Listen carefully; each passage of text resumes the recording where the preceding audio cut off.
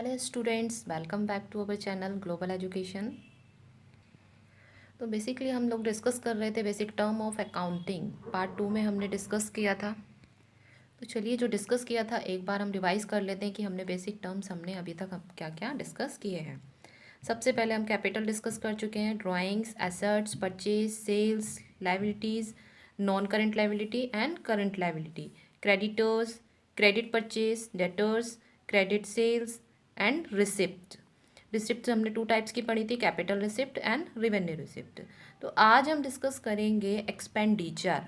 आज हम डिस्कस करेंगे एक्सपेंडिचर। एक्सपेंडिचर के 2 पार्ट्स, कैपिटल एक्सपेंडिचर और revenue, and after that income. और कंटिन्यू हम अभी आगे और टर्म्स भी डिस्कस करेंगे। तो चलिए डिस्कस करते हैं हम व्हाट इज़ एक्सपेंडिचर। एक्सपेंडिचर क्या होता है? जो भी बिजनेस में हम पैसा खर्च करते हैं या जो भी हम एक्सपेंसेस करते हैं अपने बिजनेस के लिए, वो क्या कहलाते हैं? हमारे एक्सपेंडिचर कहलाते हैं। ठीक है, तो हम इसको कह सकते हैं कि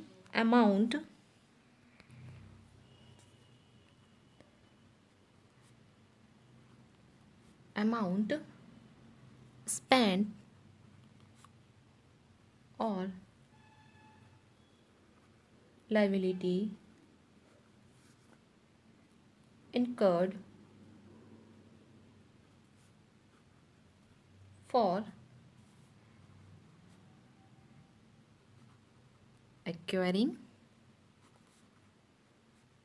assets or goods and services। तो क्या मतलब हुआ इसका? अमाउंट स्पेंड और liability incurred for acquiring assets. तो यहाँ एक वर्ड यूज़ हुआ है, लाइबिलिटी इनकर्ड, मतलब कि या तो अमाउंट अभी पे कर दिया है आपने, ठीक, जो भी आपके जो एक्सपेंडिचर हैं उसका अमाउंट आपने क्या कर दिया है, या तो पे कर दिया है या बाद में करेंगे। तो क्या कहलाता है ये? Liability incurred for acquiring assets. Acquiring assets मतलब जो भी आप एसेट्स और गुड्स खरीदते हैं, ठीक है, उस अमाउंट को जो स्पेंड कर रहे हैं, डैट इज़ कॉल्ड, मतलब आप एसेट्स को खरीदने के लिए जो अमाउंट पे कर रहे हैं या गुड्स को खरीदने के लिए, गुड्स और सर्विसेज को खरीदने के लिए जो भी अमाउंट आप स्पेंड कर रहे हैं, दैट इज़ कॉल्ड एक्सपेंडिचर। ठीक है, अब एक्सपेंडिचर भी हमारे 2 तरीके के होते हैं। वो क्या होते हैं? पहला एक्सपेंडिचर होता है हमारा कैपिटल एक्सपेंडिचर।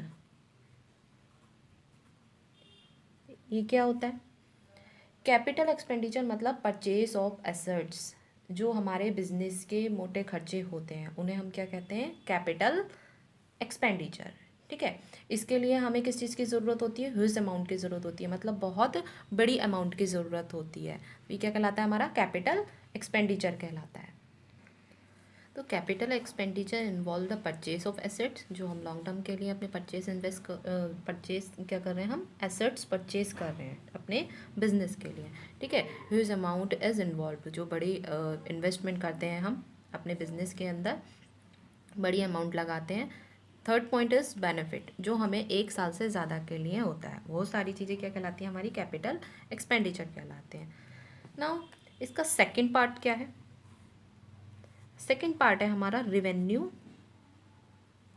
एक्सपेंडिचर। ये क्या होता है? इसको डिस्कस करते हैं। रिवेन्यू एक्सपेंडिचर मतलब कि जब आप गुड्स खरीदते हैं, ठीक है, जब आप क्या कर रहे हैं? गुड्स खरीद रहे हैं, तो उस पर जो भी एक्सपेंसेस हो रहा है अपने बिजनेस के लिए, जो भी आपने खर्चा किया है, वो क्या कहलाता है? हमारा रेवेन्यू एक्सपेंडिचर कहलाते हैं। रेवेन्यू एक्सपेंडिचर को हम किसके नाम से जानते हैं? दूसरे नाम से भी जानते हैं, जैसे एक्सपेंसेस। नॉर्मल आप क्या कहते हैं? एक्सपेंसेस। एक्सपेंसेस के नाम से भी इसको बुलाते हैं। मतलब जितने भी हमारे बिजनेस के स्मॉल एक्सपेंसेस होते हैं, एक एक्सपेंडिचर की हमने बात की थी तो इसमें आया था कि जो भी हमारे बड़े खर्चे होते हैं, जो मोटे खर्चे होते हैं, वो क्या कहलाते हैं? हमारे कैपिटल एक्सपेंडिचर। और जो हमारे स्मॉल एक्सपेंसेस होते हैं, हमारे बिजनेस के कुछ छोटे मोटे खर्चे भी होते हैं, ठीक है, तो वो क्या कहलाते हैं? हमारे रेवेन्यू एक्सपेंडिचर कहलाते हैं। चलिए इनको जानते हैं कि ये क्या होते हैं। रिवेन्यू एक्सपेंडिचर मतलब small expenses in the business. आपने जो भी छोटे खर्चे किए हैं, जैसे paid rent, paid wages, salary, ठीक है, आपने किराया चुकाया है किसी का, या वेजेस दी है, मजदूरी दी है, या सैलरी आपने पेड की है, तो ये क्या कहलाने हमारे रेवेन्यू एक्सपेंडिचर कहलाते हैं। सो आपको एक्सपेंडिचर का कॉन्सेप्ट क्लियर हो गया, ठीक है। अमाउंट स्पेंट और liability incurred for acquiring assets और गुड्स एंड सर्विसेज, मतलब जो भी हम क्या कर रहे हैं, खर्चे कर रहे हैं अपने बिजनेस के लिए, वो चाहे छोटा खर्चे हो या बड़े खर्चे हो, वो क्या कहलाते हैं, हमारे एक्सपेंडिचर कहलाते हैं। तो नेक्स्ट हम डिस्कस करते हैं income. What is income? Income क्या होती है, ठीक है। इनकम को हम दूसरे शब्दों में कह सकते हैं कि ये हमारा क्या है, प्रॉफिट है, ठीक है। इनकम को हम दूसरे शब्दों में क्या कह रहे हैं, प्रॉफिट। इसे प्रॉफिट भी हम कह सकते हैं। कैसे इसको निकालते हैं, कैसे ये हमने लास्ट उसमें पढ़ा था, लास्ट लेक्चर में हमने पढ़ा था, रिसिप्ट हमने पढ़ी थी। तो उसमें एक वर्ड पढ़ा था हमने, रिवेन्यू रिसिप्ट। क्या डिस्कस किया था हमने, रिवेन्यू रिसिप्ट। जितनी भी हमारी रिसिप्ट होती हैं, प्राप्तियाँ होती हैं, ठीक है, तो उनको हम एक सिंगल लैंग्वेज में कहें तो हम क्या कहेंगे, एक सिंगल वर्ड में रिवेन्यू। तो रिवेन्यू में से हम जो अपने एक्सपेंसेस माइनस करते हैं, एक्सपेंसेस कौन से, जो अभी हमने पढ़े थे, एक्सपेंडिचर पढ़े थे, कैपिटल एक्सपेंडिचर और रिवेन्यू एक्सपेंडिचर। तो हम क्या करते हैं, रिवेन्यू रिसिप्ट में से रिवेन्यू एक्सपेंडिचर माइनस कर देते हैं, तो उनका जो डिफरेंस आता है, दोनों का जो डिफरेंस आता है, वो क्या कहलाता है, हमारा इनकम कहलाती है। जो बैलेंसिंग फिगर आती है वो कहलाती है हमारी इनकम कहलाती है, और वी कैन से प्रॉफिट। तो आई होप कि आपको ये पूरा सब समझ आ गया होगा। हमने आज 2 टाइप्स के हमने टर्म्स पढ़े थे।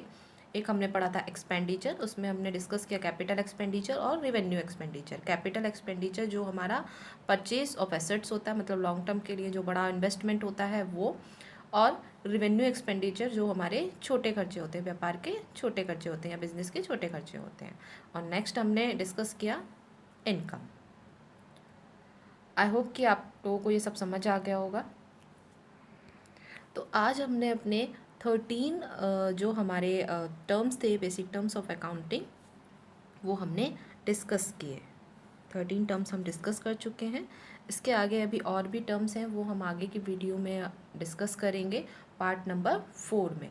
तो तब तक के लिए हमारे साथ बने रहिए, हमारी वीडियो को देखते रहिए।